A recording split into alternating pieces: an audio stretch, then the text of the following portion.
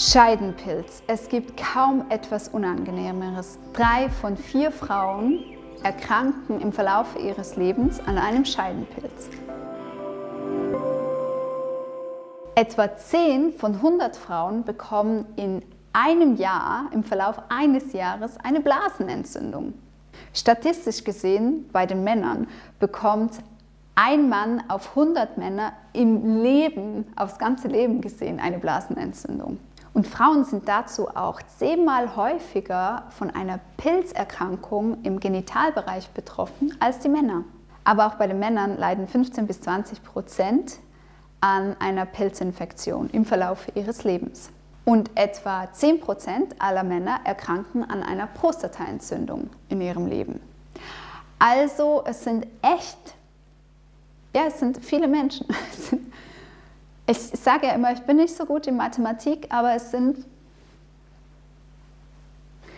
viele Menschen, die darunter leiden. Und es ist ja keine schöne Sache.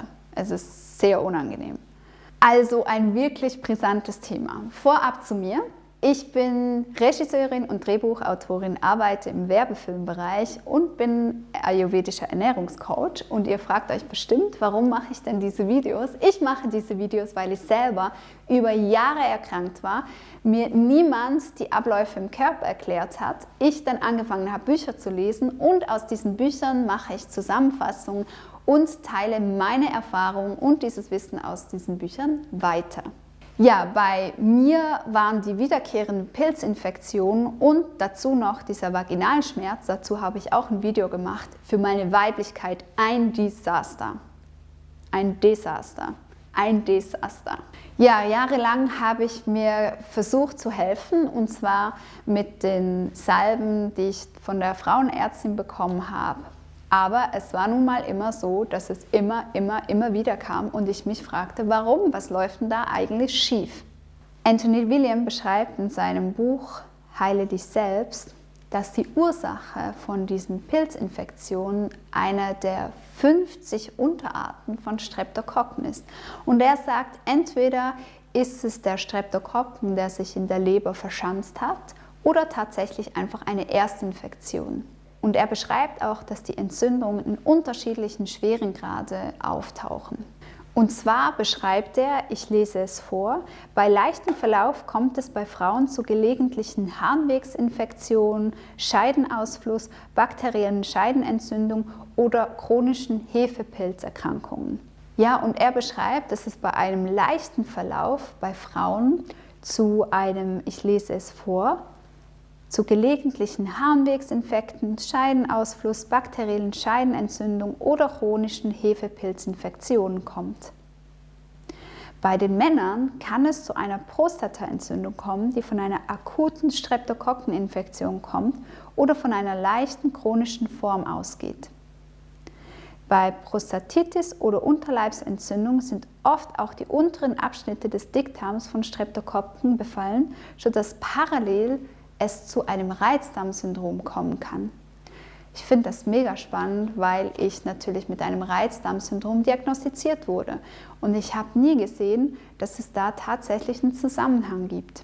Und sehr spannend für uns Frauen ist die Tatsache, dass der Streptokokken ganz stark ausgeprägt sein kann während unserer Menstruation, weil unser Immunsystem während der Menstruation geschwächt ist.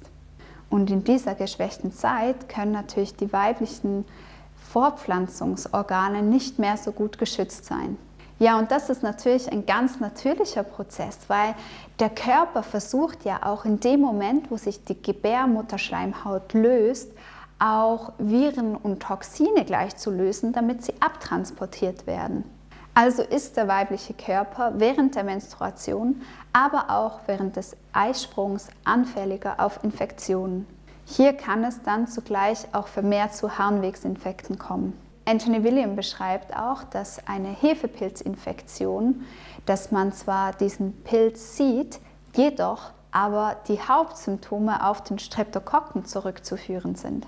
Was auch super spannend ist, ist, dass vermehrt Akne während der Menstruation gar nichts mit den Hormonen zu tun hat, sondern mit dem Aufflammen des Streptokokken.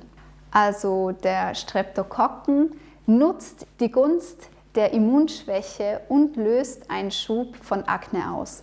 Ja, und jetzt stellt sich natürlich die Frage, wie können wir diesen Streptokokkenstamm so klein wie möglich halten? Und das Allerwichtigste gemäß Anthony William ist Eier weglassen, denn Eier füttern den Streptokokken. Und allgemein gesagt führt eine fett- und eiweißreiche Ernährung zu einer Verschlimmerung der Erkrankung. Ja, um das Immunsystem zu stärken, ist eine leberschonende Ernährung essentiell. Hier gilt es, Nahrungsmittel wegzulassen, die leberbelastend sind oder die pathogenen Keime füttern. Was könnte das sein? Also das Immunsystem wird von Stress geschwächt. Das heißt, weglassen, Stress, ganz klar. Dann Fertiggerichte, Eier- und Milchprodukte, Mais- und Sojaprodukte, Schweinefleisch und Fisch außer Zucht, fett- und eiweißhaltige Nahrungsmittel, glutenhaltiges Getreide, raffinierter Zucker und Rapsöl, Glutamat und Zitronensäure, zugesetzte natürliche und künstliche Aromen und Stoffe. Und jetzt denkst du dir vielleicht, was kann ich denn noch essen? Man kann ganz viel essen, ganz viel. Auf meinem Instagram-Account findest du ganz viele leckere Rezepte. Es gibt wunderbare Kochbücher, die vegan und glutenfrei sind, ohne industriellen Zucker. Es gibt so gute Alternativen und glaub mir, nichts schmeckt besser als im Gleichgewicht zu sein. Die Morgenroutine, die hilft auch ungemein, die Leber zu unterstützen. Ich habe ein Video gemacht zur leberschonenden Ernährung und zum Selleriesaft und den Heavy Metal Detox Smoothie und auch ein extra Video, wo beschreibt, welche Nahrungsmittel man besser weglassen sollte, um diesen Befall einfach überwinden zu können, gemäß Anthony William. Ein Geheimtipp, der mir sehr geholfen hat mit Infektionen im Genitalbereich, ist das Lavendelöl. Man kann ein Sitzbad damit machen oder es sich direkt auftragen.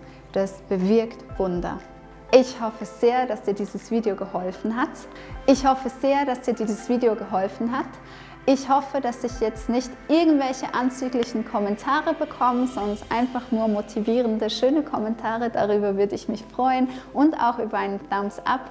Und schickt das Video gerne weiter an Personen, die betroffen sind und Schwierigkeiten haben. Spread the good news und bis zum nächsten Mal. Ciao!